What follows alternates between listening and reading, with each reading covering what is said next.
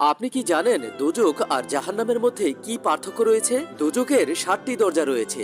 প্রথম দরজার নাম হলো হাদিয়া। এই দরজা দিয়ে মুনাফিকরা প্রবেশ করবে। মুনাফিক হলো তারা যারা দেখতে মুসলিম হলেও ভিতরে কুফুরিতে ভরা। দ্বিতীয় দরজার নাম হচ্ছে জাহিব। এই দরজা দিয়ে মুশরিক লোকেরা প্রবেশ করবে। মুশরিক হলো যারা আল্লাহর সাথে শিরক করেছে। তৃতীয় দরজার নাম হলো সাকার। এই দরজা দিয়ে ওই মানুষগুলো প্রবেশ করবে যারা আকাশের দিকে তাকিয়ে বিশেষ কোনো আলোর পূজা করে। চতুর্থ দরজার নাম হচ্ছে লাজা। এই দরজা দিয়ে শয়তান এবং তার অনুসারীরা প্রবেশ করবে। পঞ্চম দরজা হলো হুদমা।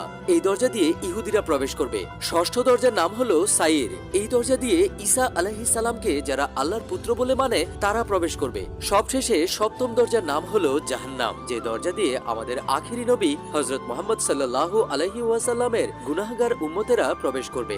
এই জাহান্নামই হলো এমন একটি দরজা যে দরজা দিয়ে পাপীরা প্রবেশও করতে পারবে এবং সাজা শেষ হলে বেরও হতে পারবে। ছবিটাকে সুন্দর মনে করে থাকলে